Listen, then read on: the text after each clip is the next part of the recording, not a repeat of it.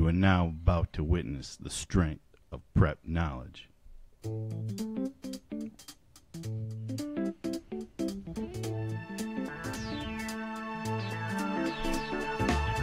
Straight out of Appleton, it's the R&B Show. Can you dig it? And now, I give you Brett and Ricardo, or Ricardo and Brett. Ricardo and Brett. Of course it is. R&B Show, Ricardo and Brett. And I like that intro a little bit. It gives a little bit more street cred, as it were. It does. Quit acting like that. Act your age, all right? Just a little more street cred. Act your age. We don't need street cred. Yeah, we do. Brett's very cranky again. Now, this has been going on for 3 weeks. No, not 3 weeks. 2 weeks. At least no, 2. a few days because I still haven't caught up from the grueling schedule of the past handful of days. He was a little cranky from last week, though. You were cranky last week, remember? And it was we were thinking, oh, hopefully it'll get better. And it hasn't gotten better. I was up for almost a 24-hour stretch at one point. It hasn't gotten better. But you did get to eat at Denny's. Yeah, I took you to Denny's and got you a sandwich. I mean, you're still very upset. Yeah, Denny's that was had an all-time patrol officer making sure that we were all safe. I mean, great surroundings. We had a couple of folks come in, and they were quickly ushered out. Yeah. Whoa, nice. I was thinking, That's a long story. Am I going to get out of here alive? That was on the Friday night of the state tournament over there in Madison on the west side. So that was very interesting. But we'll talk about that in a minute because we're going to give a kind of a review of the 3 days that we spent at the boys basketball tournament. Lots of fun stuff happening there. Lots of great stuff in terms of championships being handed out to local schools.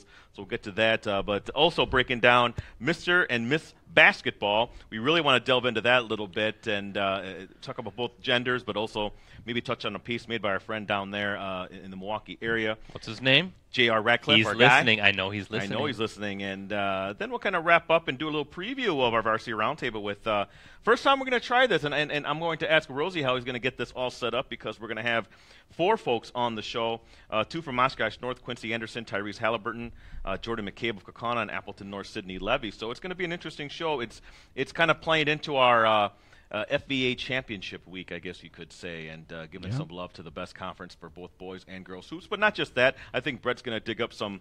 It goes beyond just boys and girls hoops, doesn't it, Brett? It's been a heck of a run for that conference. Yeah, so a lot of state titles. We'll wrap up with that kind of love to the best conference in the state. So again, welcome to the R&B Show, episode number 28 of the only podcast dedicated to high school sports in the Fox Valley area.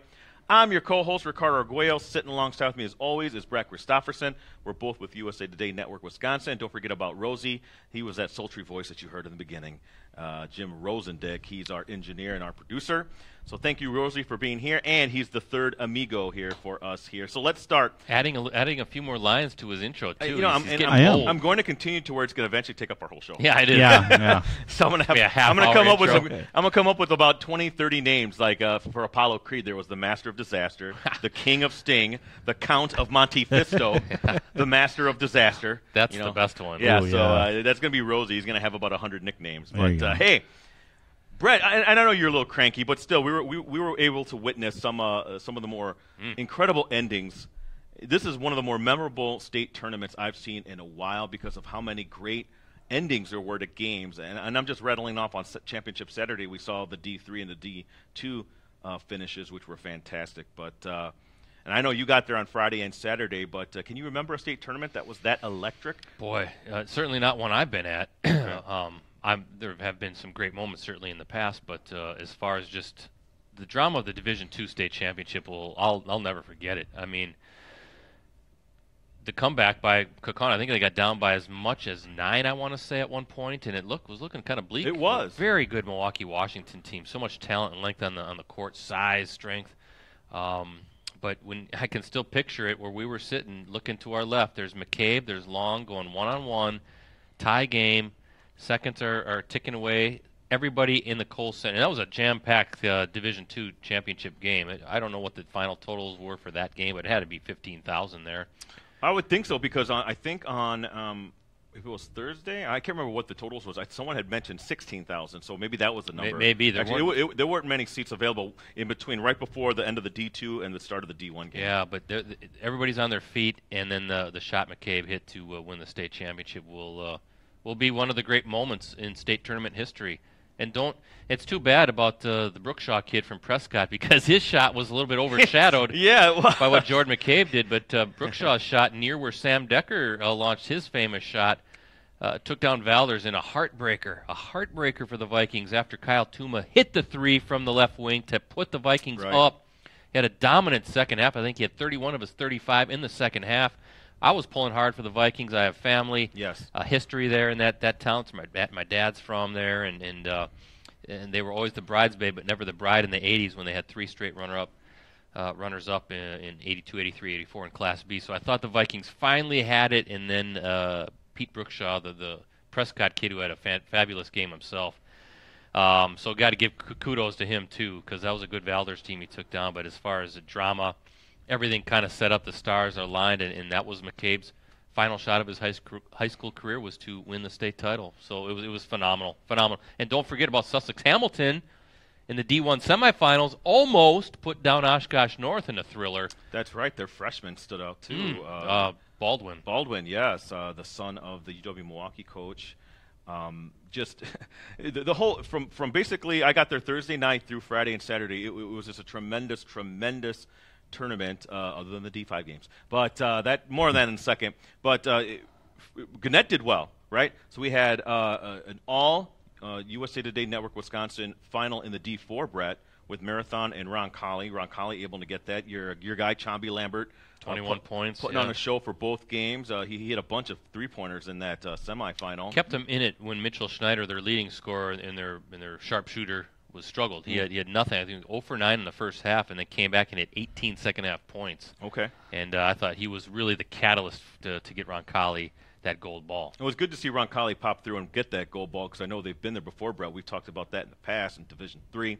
So congratulations to the Jets. That was USA Today Network #1 in terms of getting that state championship. But then Valders, bringing home the silver. It was tough with Prescott. Prescott, Brett, the year before had lost. Had really gotten beat pretty soundly against Xavier in that championship game with the big Owen Hamilton, the big 7-foot center, who, by the way, is transferring from Northern Illinois. Did you see that? No, I didn't hear about that. Really. He's transferring. Don't know where he's going. Maybe UW Milwaukee. Don't say Stevens Point. Don't say Stevens Point. Oh, he looked good in the purple and gold. But, so to come back and to remake their team from basically a half-court kind of team with the big kid to one that's kind of predicated around, and Petey Brookshaw really impressed me. Nice I player. came in with maybe some question marks on him, but there was no doubt. That is ice cold, Brett, to come down after Tuma hits that shot and not even blink, go there and take that shot. And that was a difficult shot, It was right in front of me. Yeah, and they tried to defend that as best they could, and it did happen right in front of you. But when he let it fly, I didn't think I thought it was offline, but it was nothing but net. And he brought the ball up, handed it off, or passed it to the wing, and then came and took it right away. And it was a deep three. It wasn't like on the line. And it was contested. There was a Valders kid in his face. And I still don't know how he knocked it down, but he did, and he won a state championship with that shot. Outstanding. And so then again, that led in the Division II game where Kaukauna. Now we talked about Sussex Hamilton, Brett. Division II. I'm thinking of Westosha Central. I'm sorry, Sussex Hamilton was with Oshkosh North, but Westosha Central, where Kaukana's McCabe had a good game against Westosha Central, but it was kind of more of the other guys kind of coming through. Ivory, Keaton Ferris, really kind of showing the depth there and the role players that they have to get them to championship Saturday. Again, with Milwaukee, Washington, and I came in with maybe a little bit of a doubt when you saw Milwaukee, Washington beat Sun Prairie in the other semifinal. Or I'm not. Was it Sun Prairie? No, who I'm thinking about? Milwaukee, Washington. That was Oshkosh North's. Sun Prairie was in D1, yeah. Yeah, D1. I'm thinking of Milwaukee, Washington. I'll look it up. Yeah, I'm getting a brain lock here. No, Washington, when you look at what Washington and the players that they have, I was thinking, I think Kaukauna might be in trouble here. Lacrosse Central, of course, with the Davis brothers and everything like that. But were you a little bit concerned going in that maybe Kaukauna wouldn't be able to pull out that gold ball against Washington? Yeah. Yes, definitely. I thought Washington was outstanding. A lot of talent on that, and the Foster kid. What is he? 6'9" freshman. I think he's only 14. Yeah. That. Already committed to Arizona State. And we'll see if that sticks through. But 14, he looked like a young man already at 14. And some of the things he was doing, and he could step out. He's not a back to the basket player by any stretch. No. He's a pick and pop who can stretch and knock down threes. Just their length and their size. We talked about that when we were at Denny's about how was Kaukauna going to match up against these guys because they're big, strong, and physical. I tell you what, that Division II state championship game though, that was a big boy game. Yeah, it was. And it was a big boy game from the outset. It was physical, it was chippy, and I was telling folks, if there weren't referees there and this wasn't played in the Kohl Center, it was just played in some gym that nobody was, there would have been fisticuffs. I mean, these teams were going to go at it. They didn't like each other. I don't think Washington liked the spotlight being on Jordan McCabe. You know, no, I agree with Jordan, you. Let's face it, Jordan's a polarizing figure in Wisconsin, right? Because he's been doing this since he's 10 years old. You know, he has all the mixtapes, all the video stuff, tons of hype, tons of exposure. Been on TV shows, been at halftime shows when he was a kid, and in one of the state's all-time leading scorers now with well over 2,000 points. And he's lived up to the hype. He brings a little showboating when he's out there. He's confident, but he's a good kid too. I think we'd all attest to that. And the things that he does for his community is fantastic. And kudos to Jordan. I like Jordan. I think it's been fun to watch, and he's always been very respectful. But I thought Washington brought some of that on themselves with the old Deontay Long situation. And I mean, he got a cascade of boos every time he touched the ball from the crowd, mostly from the Kaukauna crowd. But I could see why folks were upset. You know, obviously he had the ankle. What do you call that? It's not a bracelet, is it? Is that what they call that? Okay, ankle bracelet. around his ankle. You know, because of he was charged and convicted. Monitor, so So I mean that's obviously something that didn't work in Washington's favor. But Coach Riley also mentioned from Milwaukee, Washington, that 2 years ago they had beaten Washington at the WBY shootout. During Kaukana's championship run there, and that stuck in their heads too. A lot of the same players played on that team, but. Brett, when it came down to the end, I know once I saw that flurry of threes come from Ferris and McCabe, and then when it came down to McCabe's last shot, I just knew the kid was going to come through because you and I have seen that before. And you did the best job describing that shot, by the way, in Brett's Gamer on that Sunday morning, which was fantastic, and you describing what exactly he did. I'm not sure I'd call it a gamer, given that we had crazy quick deadlines. Yes. It was about like 5 graphs. I don't think that's a gamer, but we got it up. It was kind of like, he's at the top, and he's dribbling, and Long is on him, Deontay Long. And before it happened, he points to Curry where he wants that screen set, so Dylan Curry comes, sets the screen. I don't think he fought hard enough to get through that screen. I think he got a little bit lazy on the roll. Foster comes up to play the roll, and actually Curry, as we were looking at the replay last night, might have been open for a quick dish from McCabe quickly for a bunny underneath, although it was number 32. It was Kevin Clements did a good job of staying in the paint and kind of guarding Curry, but he came over at the last second. But, going to his left, his offhand, Jordan's a right-hander, to come up and I don't know how he did it, but kind of scooped up backwards and then flipped it high off the glass over the 6'9" Foster, and somehow from that angle it fell through. Incredible shot. Very, very, very, very few high school athletes are able to make that shot, wouldn't you say, Brett? Especially given the defenders that they were going against. I mean, it wasn't just a straight left-handed layup. He had to turn his body, probably shield Foster, so otherwise Foster could have come and swatted it and flipped it up high enough. Incredible moment, and then to illustrate the length and the physical play. 50 rebounds for Milwaukee, Washington in that game. They out-rebounded Kaukauna 50-34. Jordan struggled, and he admitted it afterwards. He took 33 shots, 10 of 33, but 2 killer threes at the end, and then to set up his game winner. So that last minute plus, he was perfect and carried his team to the state championship. But you got to give Keaton Ferris credit. He hit some huge threes from the corner down the stretch off assists from McCabe, who almost had a triple-double, 32, 9, and then 10 assists in the state title game. And then how about Eric Carl stepping up big as well, 16 points, big hit 4 threes. And then Donovan Ivory had 9 rebounds. Dylan Curry had 9 rebounds. And again, McCabe getting in there with the 9 rebounds. So it was one of the memorable state championship games, and that will be talked about forever. That'll go down in history is one of the great moments. I know. I thought Ivory's block early in the second half. Remember, again, you would say that Washington was kind of imposed their physicality, wouldn't you say, Brett, in terms of down in the paint, and for Ivory to kind of hold his own and then block that one kid and then kind of mug afterwards. It was a great thing to watch for Kokona in terms of keeping their confidence level that, yeah, we can play with these guys in a physical way if we have to, and we have the personnel to do it. But to Kokona, that was the first FAA championship of the evening. And then Oshkosh North, and I don't want to say anticlimactic, but it kind of was, though, because in my opinion, they were far better than Brookfield East. This wasn't like a close talent level Milwaukee, like with Washington and is better, Kokona. yeah. Washington far better than Brookfield East. So when you're looking at who Oshkosh North had to battle compared to who Kokona had to battle, I don't think it was really even close in terms of the talent level. And Brookfield East, and Joe Rux, he's a Berlin guy and did a great job getting them to that point. The big upset over Sun Prairie, I thought, that's one of those kind of awesome things you put on your resume and say, hey, look what I did with giving the talent on Sun Prairie. But Oshkosh North, I thought, controlled that game. And, when Tyrese Halliburton scoring 30 points in 18 of 18 and the free throws, Brett, wow. When Tyrese is here tonight for Varsity Roundtable, and we'll talk about that, about the big FEA Roundtable tonight, you know how much I hate hugs?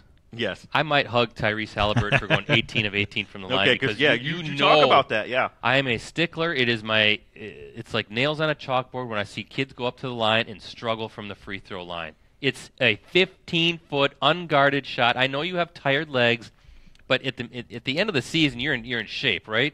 You should be able to not go 18 of 18. That's crazy. Yeah, but you should be able to go 8 of 10, right? I mean, right. Come on. Yep. It's an unguarded, easy shot, and to see kids struggle as much as they do, it just drives me crazy. Go and practice your free throws. 18 points. I told this to Rosie yesterday when we were driving down to Fond du Lac for our Kids in Crisis stream. Yep. That's 18 points. Yep. Yeah. 18 points. He just scored. 3 points. Yeah. He took advantage of it. Those were big points because Oshkosh North was struggling to put Brookfield East away, and Tyrese did that in the second half. 18 of his 30 points scored from the free throw line. Now, I wonder if that's a record. We'd have to check on that. But I know 19 was the record. Oh, 90. Wow, really? Yeah. Okay. I know Kokana's 16 three-pointers was a record. 26 threes combined in that game, by the way, with them and Washington. And, Coach Shallow, actually, he talked about how that was part of the plan, though, Brett, to kind of let them – to kind of guard the paint and let them Well, shoot. you could see the defensive strategy. Boy, they were really sagging back and just say, we're going to let you shoot. But it almost backfired because they were hot from threes. Yes, they were hot from threes. Yes, they were. Entertaining throughout the whole tournament. One of the best times I've had there.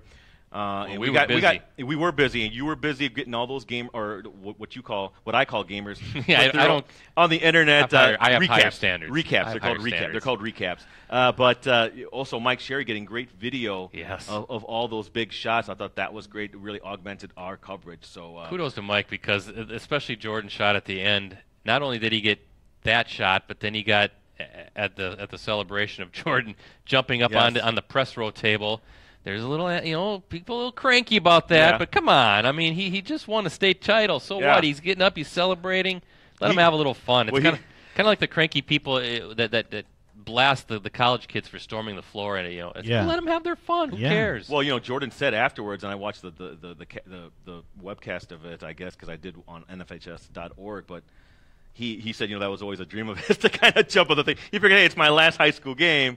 I'm going to do it. And they can't do anything now. It's over with. He's got the gold. It wasn't anything disrespectful. He was just going up there having a good time. It's not like he was screaming and shouting, pointing this, pointing that. He was just going up celebrating in front of some Kokona fans. It was a great shot by our photojournalist, Adam Wesley. Give me a follow at PC Brett C, but I tweeted out the picture. Fantastic picture. I said it kind of reminded me of that legendary photo of Al McGuire on the scorer's table when Marquette beat Wisconsin back in the 70s, although Jordan's picture did not have the one-fingered salute that the McGuire photo had from the Hughes father, but still, it was a pretty cool moment and a lot of fun. But so many teams. I mean, Ricardo, our USA Today Network divisions 4, 3, 2, and 1. We had championship games. I mean, that's a busy schedule, and almost had 4 champions in the group, and almost all from Northeast Wisconsin. So what does that say about the basketball that we've seen around here this past season? Well, probably one of the most memorable. Yeah, it segues into, of course, we all know the FVA is king of the hardwood. I don't think there's any debate. in terms of both boys and girls, at least when it comes to the FVA and the higher divisions, Division 1, Division 2 in some ways, at least for the boys. Brett, but left no doubt, my friend, and it looks because I had North and Kaukauna ranked number 1 all year. Xavier in Division 3 kind of had the one hiccup, the one time that they're going to lose in 10 tries to Valders. Yeah. It happened in that sectional final. But we saw Valders obviously legit, taking Prescott right there to the limit, and then Roncalli getting it done. It was a good year on the hardwood for our local teams. So close to really having 3 state champions really in this 20-mile radius basically, in Oshkosh, North Kaukauna, and then we just kind of still can't believe this. Yeah, I figured they would skate right through Division 3. But that said, if we could just segue into the Miss and Mr. Basketball. Now, Miss Basketball was Haley Oskar. We talked about that last week. Congratulations to Haley, fine year for her. Jordan McCabe then, was it a bit surprising that he got the Mr. Basketball award, Brett? It was, only in the fact that with Tyrese winning the Gatorade State Player of the Year, I thought that he would have been the front runner for Mr. Basketball. So I thought either he wins it outright or it's shared between him and Jordan McCabe. Because there has been precedent before. Oh, yeah. It's actually very recent with Sam Hauser and Trevor Anderson from Stevens Point just only a couple years ago. And but you can't argue, and we talked about it at the office. McCabe and what he did at State in those moments he put together, he absolutely deserved it. And maybe it's fitting that you had the two of the top players in the state. One wins one award, the other wins the other, and both are state champions. I think Jordan answered any critics who were questioning why he got it with that little 8-point spurt that he had to kind of get Kaukauna the championship.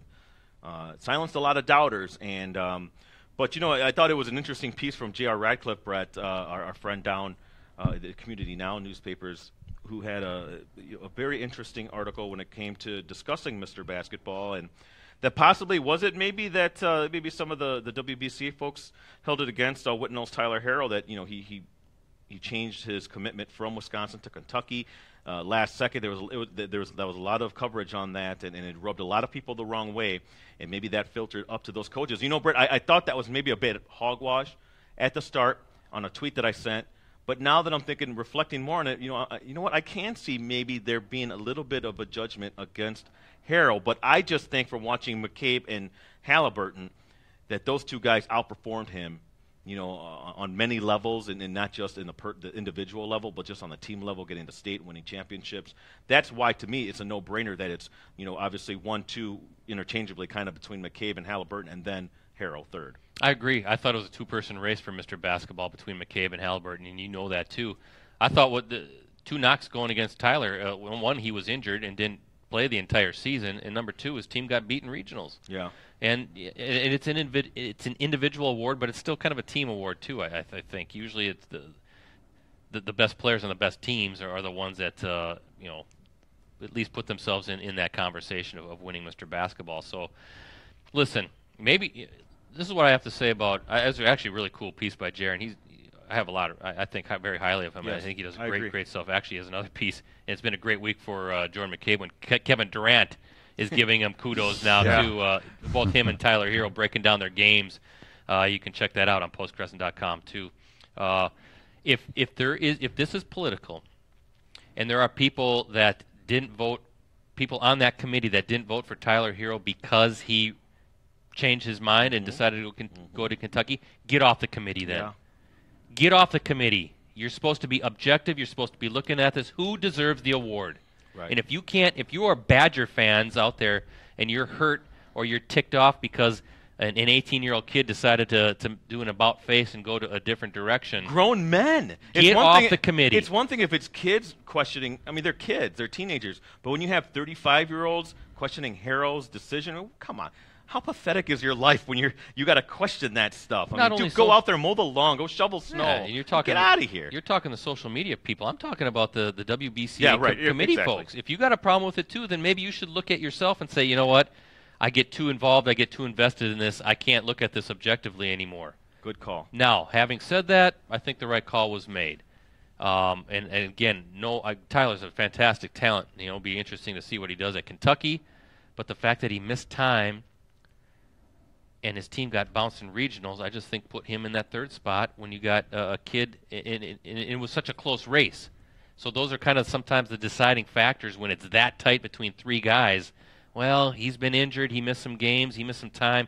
Yeah, his team got beat. I know he was kind of a one-man team. He was pouring in the points. Mm-hmm. Obviously a 2,000-point scorer. Man, I got to look at Tyrese and Jordan because those are high Division I talented players too. One's going to West Virginia, one's going to Iowa State, and they both just led their teams or are leading their teams to the state tournament.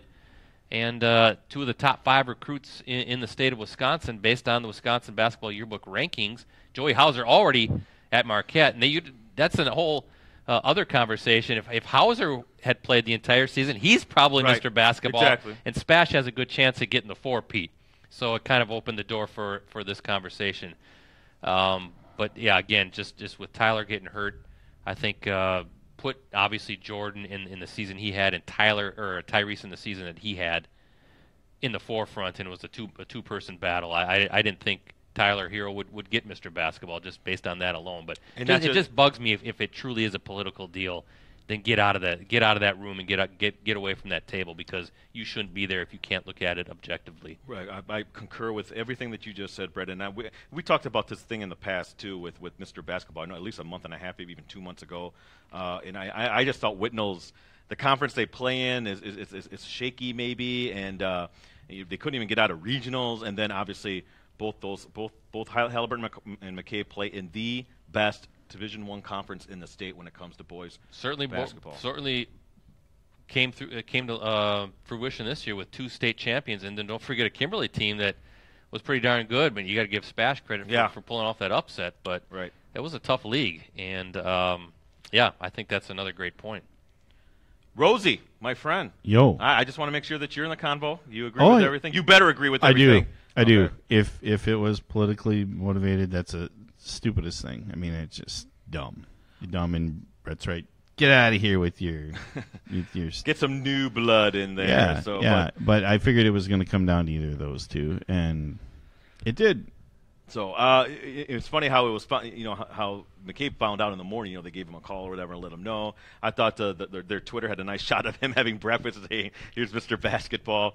I thought it was pretty well done. How times have changed. You get the immediate reaction. I thought it'd be like the Hall of Fame, where they knock on your hotel door, say, "Oh, there's the knock. I'm Mr. Basketball." But it was a good piece by Jared Ratcliffe because it made you think. And I guess I never even considered that as a reason or a possibility why Tyler Hero might not have won that award, because there was a political slant to it, saying that some folks were a little upset that he decommitted to Wisconsin and committed to Big Blue Nation, and I think that's ridiculous. By the way, 2016, 2015 both shared awards. Sam Hauser, Trev Anderson in 2016, and remember 2015 Diamond Stone and Henry Ellenson. Oh sure, Henry Ellenson shared the award, and then back in 2007 Keaton Nankiville and Scott Christopherson, no relation, by the way. Nankiville from Memorial. Yeah, so they shared the award. I think those are the only 3 times, as I'm looking at the history of the Mr. Basketball. Hey, by the way, 1988, Tony Bennett. That's right. There you see him. Sorry, Tony. He's also going down in infamy for another thing. That kills me. 16-1. That's why you were cranky. I forgot. That's why you were cranky. I'm still sleep deprived, Ricardo. Okay. Listen. We had Clubhouse Live, right, Rosie, last Thursday, a special Hoops edition. Yep. We had Brian Butch on. It was a fun show, and we talked everything. We talked high school hoops because he played in the state tournament, still has the D1 record for most points scored in a single game with 45. Yep. We talked tournament basketball with all of his runs with Wisconsin. The Badgers were ranked number 1 for a week, first time ever in school history. And then we talked some pro basketball because he's had a 10-year professional career, and he's doing some assistant coaching with the Herd. And so that was a late night. First game on Friday was 9:05, Division V, Green Bay, New Lutheran. So I had to get up at 5 o'clock and head down to Madison and meet you guys there. And then I think we finally reached Denny's at midnight that day. Yes. Didn't get really finally falling asleep in the hotel room probably till about 1:30 or so, 1:45. Then you had to be up right away. And I had to be up fairly – well, we did sleep in a little bit, but close to a 24-hour period. And then unlike you and Mike Sherry, who were down in Madison as well, I left on Saturday night, picked up my son who was down there with some friends watching the tournament, got back to the Valley here at 1:30 in the morning. Okay. So it's as I get older, I like to eat Raisin Bran and drink Metamucil and all that stuff. I need my sleep too, and if I don't get my sleep, sleep's important. Right here. Me become crabby. Here we go. This is the example right here. Me become crabby. All right. Hey, quickly as we wrap up here, again, thank you to G.R. Radcliffe for that piece that we just spent 15 minutes talking about. It's on our site, by the way. So yeah, check it is. It out, so please check it out. postcrescent.com. The Varsity Roundtable is interesting this week as we do something that we've never done before. And Rosie, you're setting up the conference room, right? No. Well, actually, we taled about it. That's going to be a lot of work to change Okay. that. So we're going to make it happen all in here, all in the studio. We can fit it in here easily. We can do it. Okay. I'm going to lobby for 2 more stools. We'll see. Those stools over there? Right over there. I don't know how you're going to do that, but well, I'm it'll going be fine. to see what I can do. We're going to move the table out. Okay. We're going to kind of rearrange this room, but It's out. Have the there's trophies in the front, maybe? yeah, there's Okay. a lot of tables to move in that conference room to make it work. Okay. I'm not sure how we would do that. Okay. Yeah. All right. Well, I Don't leave worry it up, about it. No, I'm not. I leave it up to you. You do great work, both you and Brett. You do a great job saying everything up. But for those of you who don't know, Oshkosh North's Quincy Anderson, Tyrese Halliburton, Kaukauna Jordan McCabe, and Appleton North Sidney Levy. It's an all-FEA party, baby. We're to celebrate the 3 championships, the 2 that were won last week, and then the 1 week before with Appleton North. Just an incredible celebration and honoring our friends over there in the FEA, Brett, who have done a great job. And I know all 4 of these kids are excited to come on. Allow them. I think pretty much they all know each other because that's how close the FEA is, Brett. All but one part of your Fab Five. That's right, and so it's going to be great. And if you look at our Fab Five, actually, the boys and girls, I mean, run that down. lot of championships there because if you look at the way it was set up, at least on the boys' side, with both the Kaukauna kids, Eric Carl and Jordan McCabe, and then Sam Ferris, Hunter Plowman, right, and then Tyrese Halliburton. So at least all 5 made it to the sectional final. Xavier actually not making it to state, but then you talk about 2 championships there. Then a championship on the girls' side with Cindy Levy, Kari Brecky, and then Shea Frederick made it to state. So that's great. And Haley Oski was Miss Basketball. Yeah, I know. Yeah. And then Tina Ubel, unfortunately, she made it to sectionals. So that's a good season too. Yeah, that's a great season too. So that we're making sectional is actually not as far as the other ones. That's how talented everyone was. So incredible year. That might be the first for our 10 players in the Fab Fives for boys and girls. Woo. Yeah. Well, let's talk quickly about FEA dominance, though. So you have 3 state champions alone in the basketball season, right? You had Kaukauna Wrestling that made it to the state finals, right? And had won 4 previously, 4 championships. Kimberly football, of course, 5 times defending champs. Going back last spring, Kimberly baseball and boys track state titles. What else are we missing here? Kaukauna softball won the state championship, and then I want to say. I'm trying to find the volleyball. What happened in girls volleyball? Boys volleyball. Well, the year before it was Nina winning the state title, but then last year it was Kimberly getting to the state tournament. That's right. As well, and then boys volleyball, Kaukauna made it to the state championship game this past year. So you're looking at a lot of state appearances by the FEA again. And I know there's some other good conferences in the southeastern part of the state that also have a lot of title runs, but you're looking at a concentration of talent within 20 minutes of each other. That's just phenomenal, and actually 40, I guess, if you include Fond du Lac there. But that's to me, this is why we love doing what we do. We follow a lot of state championships, and I know Brett, when we go, well, you might go there as a fan for state track. We're going to have a lot of state championships there too in terms of individual wrestling. Yes. You had some state titles. Yeah, state track. We'll see what happens. You didn't even mention football. You forgot football. No, I mentioned. Oh, you did. Okay. 5-time state champs. Kimberly 70-game winning streak. So. It's the premier conference in the state. If folks are getting tired of hearing about it, too bad. I mean, it is what it is, right? And a lot of state titles, a team, a lot of state titles, individual. And that's why there's such a passion for that for high school athletics in this part of the state, or at least statewide. It's a big high school state. Well, Brett, the reason why we do it is because there's like you have mentioned this many times, there's a prevailing thought that the southeastern part of the state has all the best talent. Well, no, we don't think that is the case. We think the Valley doesn't, have to, take second place to anyone. Let me say this, though.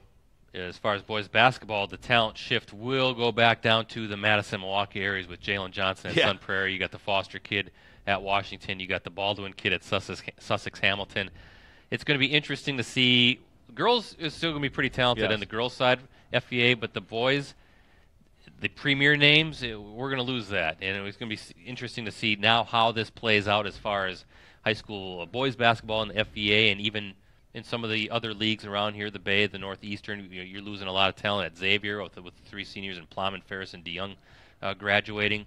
So we have been maybe spoiled, without a doubt, especially when it comes to boys. It comes to basketball. Let us have our little party here, because we know it's probably going to end, at least for the boys' side. I think there'll still be good teams, obviously, but as far as having like national recruits, although I say that, and all of a sudden another wave of kids comes up, and it's kind of like Kimberly football. You're thinking, well, the run's got to end. They're graduating these guys, and then a new class comes in, and they're all really good, and the same thing keeps happening. They keep putting up W's. Absolutely. So great stuff here. But, again, please tune in tonight at 7 o'clock, the Varsity Roundtable. It's a special. We've never done it this way before. Brett and Rosie are going to work hard setting up the room here and getting it ready for, again, our friends from Oshkosh North, Quincy Anderson, Tyrese Halliburton, from Kokona, Jordan McCabe, and from Appleton North, Sidney Levy. It's a FVA party, so and come on, 3 check us gold out. balls And here too. 3 championship trophies, the gold balls. Maybe they'll let me lift one up. Just to do it, I just want to lift picture. one up. That might make me happy. Yeah. That might lift my mood a little bit. Well, I know the North ball will have the net around the ball too, Brett, so maybe you can put that around your neck and really get the full experience. You know what I should do? I should come tonight wearing a tank top and shorts and just, really go all out. Yeah, why not? Put the headband like I did. Yeah. You did at that for Nina. Nina. I remember Nina, that. I got that winter tan going right now. I don't think that would. We certainly wouldn't need the lights on. No, he radiates whiteness. Beacon. So everyone, thank you again for checking us out here again. If you have a smartphone, you can download this podcast, iTunes, Stitcher, Google Play. Just look for the R&B Show and subscribe. You know you want to. So Brett, it's all up to you. Are you throwing the football? No, you are. It's all you. Come on. Go on. Come here to. You've gotten so good at it, though. They're going right in the center. Wow. Deadeye, huh? This is for you, Joel. I see you're watching. Look at that. Bam. Great stuff. See you back here next week.